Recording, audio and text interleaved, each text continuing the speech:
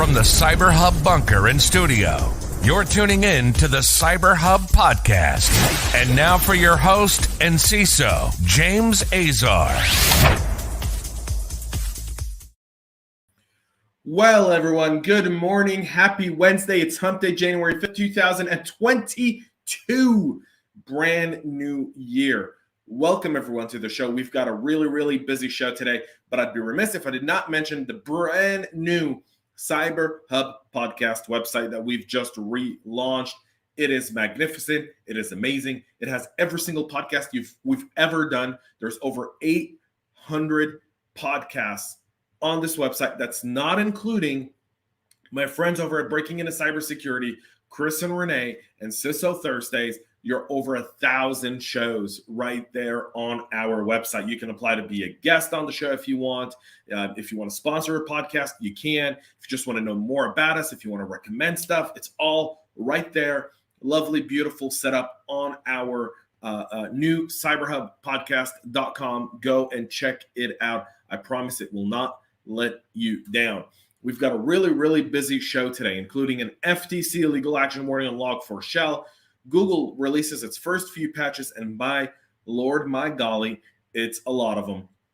Morgan Stanley with a $60 million settlement payment for a data breach. We'll talk about that. And China's on the menu today as well. There will not be a day where we won't talk about those folks over there. Before we do that, though, let's get to some shout-outs. Mr. McQuiggan, good morning to you, my friend. Eddie, good morning from Dallas, Texas. Finley, good morning to Brent. To Marcia, I got to see who this is. Let me see here. That would be, I'm not sure. It's not letting me see. So whoever you are, a LinkedIn user, good morning to you. Good morning to David. And good morning to Terry. Let's get into the show. But before we do that, if you're a Cubs fan, you're going to love my mug. If you're not a Cubs fan, you're going to probably say, what, Cubs? James, you're not a Cubs fan. I'm not. I got this in Chicago. It's one of my favorite mugs, though, for my espressos. You get to see it. It's beautiful. It's like, see the foam? I mean, like, that's how you enjoy an espresso, for me, at least. All right. Coffee cup cheers, folks. Let's get into our very busy show today, where the Federal Trade Commission said on Tuesday that it intends to start legal actions to sue companies who leak consumer data by not patching applications vulnerable to the Log4j vulnerability. The FTC intends to use its full legal authority to pursue companies that fail to take reasonable steps to protect consumer data from exposure as a result of the Log4j or similar known vulnerabilities in the future. The agency said that laws like the FTC Commission Act and the Graham-Leach-Bliley Act allow it to take actions against companies that ignore their duties to their consumers. This wouldn't be the first time that the FTC would be taking legal actions against a company for a failure to patch security flaw. The most known of these cases was the lawsuit against Equifax. Equifax settled the lawsuit for $700 million. With the Log4j library being widely used across the software ecosystem, the FTC anticipates that companies will be taking a different approach to patching the affected ones. Microsoft, we talked about this yesterday, is obviously saying that there's still attacks left. How do you feel about the FTC with this threat? I'd love to get your comments. If you're watching us on LinkedIn, Facebook, YouTube, Twitter, Twitch, let me know your comments. I do want to know how you feel about this. I feel like this is government overreach. The fact that Equifax paid $700 million, which really is nothing. Everyone essentially got 2 years of free credit monitoring is really what it made out for. So consumers were really kind of told to go, whatever. I'm curious about your take, gang. I really am, because I feel like this is it's not the right actions we should be looking for from a security perspective. I don't know anyone in security that says, I don't care about my consumer data. I don't know one person. And if I've heard that, then that person typically doesn't stick around in security for much longer. So I'm curious to your feedback, folks. Let me know what you think in the comment section. Would love to hear more about that. Chrome 97 patches 37 different vulnerabilities. We've got 2 different Google patches and vulnerabilities that were released yesterday. The first one was for Chrome with a total of 37 security fixes, including 24 for vulnerabilities reported by external researchers. 1 is rated critical, 10 high, 10 medium, and 3 low.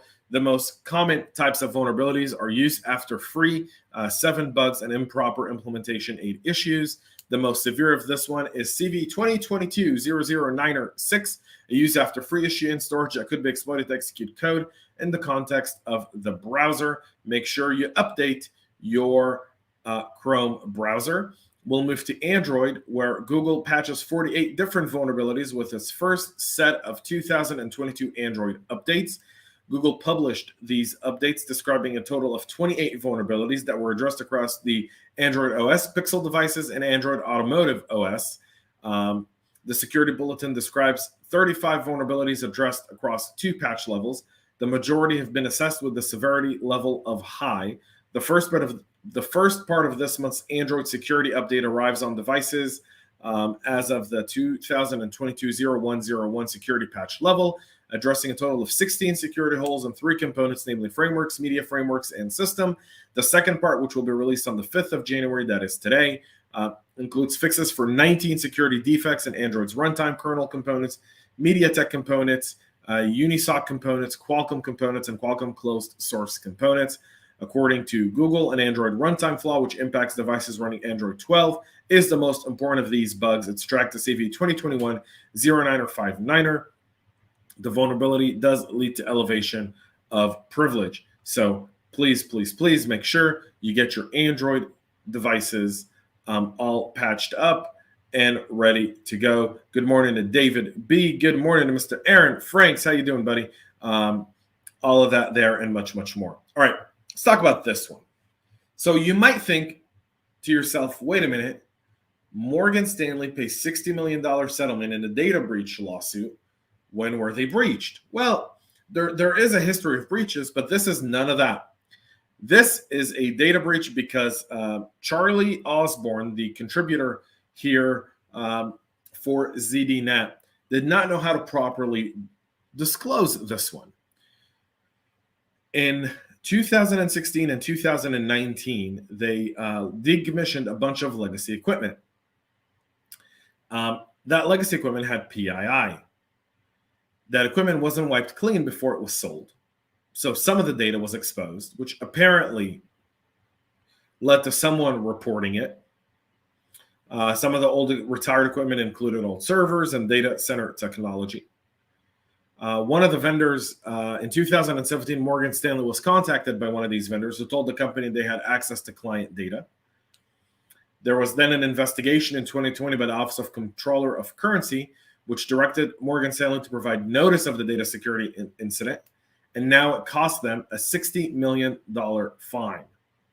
So something as simple as wiping everything now cost Morgan Stanley $60 million, which, in Morgan Stanley numbers, it's chump change. It's a Chipotle burrito for most people, right?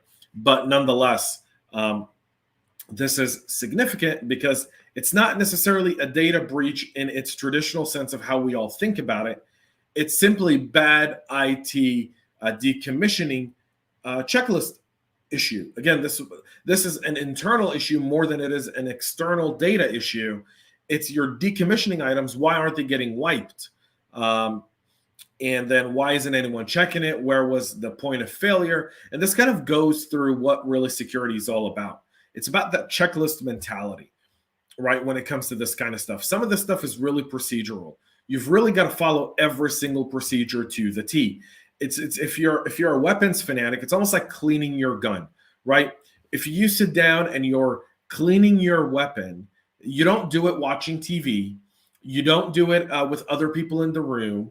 You've kind of got a checklist of how you check to see if there's any additional ammunition within the weapon as you're taking it apart. You want to make sure that you're taking all the parts off at this, in the right order. You want to make sure that you're cleaning the device and using the right equipment and the right oils in order to ensure that your device remains in top performing condition. Well, that's a very checklist item. The same would apply right here. This cost Morgan Stanley $60 million. Don't let yourself be one of those folks. $60 million for simply not decommissioning properly.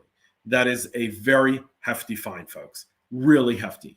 And one that could have been avoided with a simple checklist. That's all it was good supervision, simple checklist, would have been avoided altogether. So keep that in mind.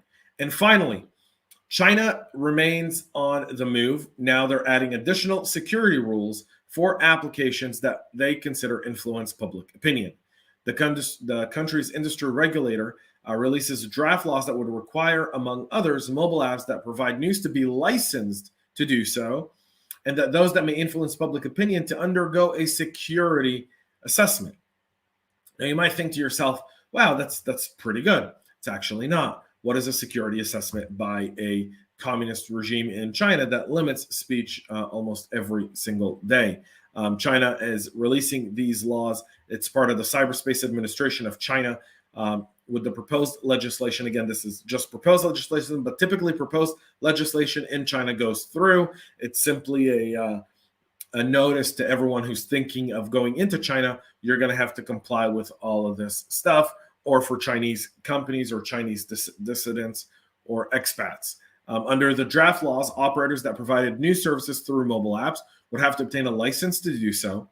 Up until now, you've needed it for print. Now they've moved it to mobile apps as well. They also must deliver such services within the scope of the license and as permitted under the license, meaning the license that they issue wouldn't give them just a carte blanche to cover everything.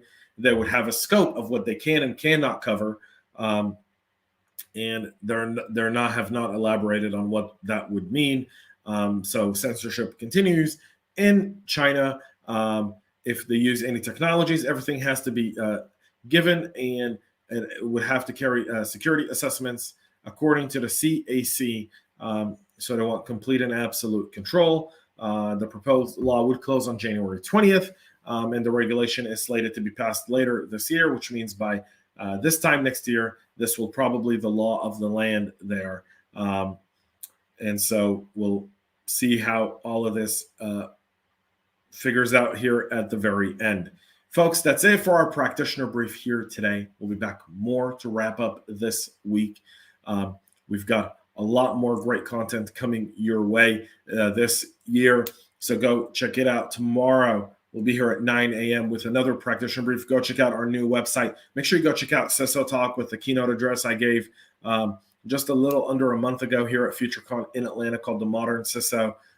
It's been getting some great feedbacks, so go check it out. You can see it on our website under CISO Talk, so go check it out there as well. Until then, have a great rest of your day. Make sure you're patching your Log4j. And by the way, Microsoft's dashboard, unbelievable. It's great for Log4j. It's listing all the machines, everything you need. It's in your Defender portal, so go check it out. It's definitely something worth exploring. Until then, folks, have a great rest of your day and stay cyber safe. We love feedback, so make sure to connect with us on social media and subscribe to our podcast on your favorite podcast listening platform.